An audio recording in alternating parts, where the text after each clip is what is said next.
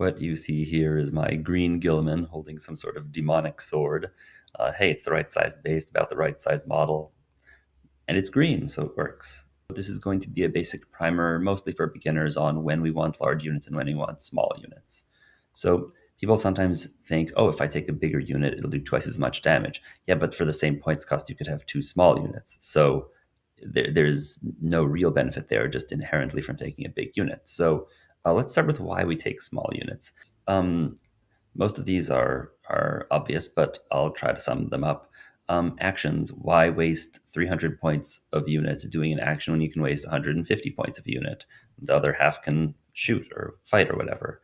To mitigate Overwatch, basically, if you're bringing two small units out in the open and the opponent has a devastating Overwatch like Land Raider Redeemer, they can only shoot one of those two units, so you save half your unit just off that. If your opponent has blast weapons, it's useful that none of your squads are 20 men. Overkill inefficiency. By that I mean that if your opponent has to bring out their 20 shot gun, they can still only shoot their 20 shot gun at one of the two units, and the extra damage they would have done is just lost if they can only target one unit. Also, often situations come up where an opponent doesn't know exactly how much firepower to dedicate into one half versus the other half. So even if they can split their fire evenly, one half may be overkilled while the other half isn't quite killed. It creates inefficiencies and potential problems for your opponent there. To double war gear abilities in cursors, they give you +1 to hit, whether you use 5 of them or you use 10 of them. So 2 squads of 5 will give 2 units +1 to hit.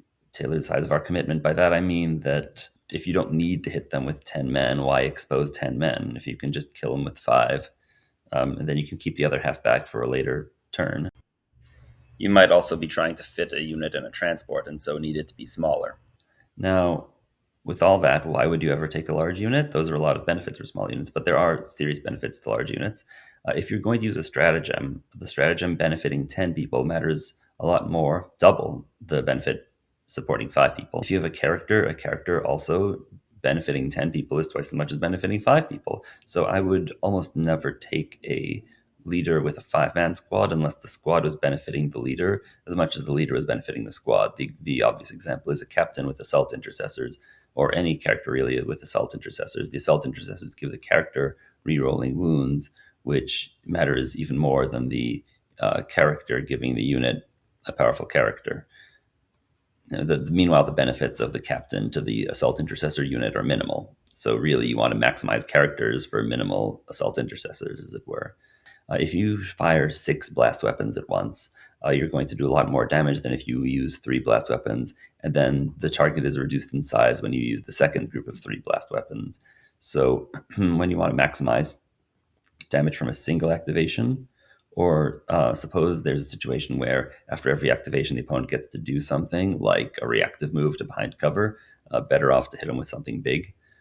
In melee, if your opponent has enough CP available for counteroffensive, then you getting to fight first with a 5-man unit won't do as much damage as you getting to fight first with a 10-man unit. And then, of course, when in purge matchups, often kill points matter. I generally think it's preferable to have mostly small units with a few key large units, but your own personal preference may think differently. I really value having an outer shell of skirmishers so that my opponents can never get the first hit on my large squads. But again, depending on your list, depending on your disposition, depending on a variety of factors, you may think differently from me. If you're struggling to find a balance between large and small units, I think that if you regularly find your big damage units being hit by your opponent's damage units before you can get the first strike in, then you need more small skirmisher and bubble wrapping units. And if you find yourself lacking enough damage bricks, you might need more large units and less skirmishers.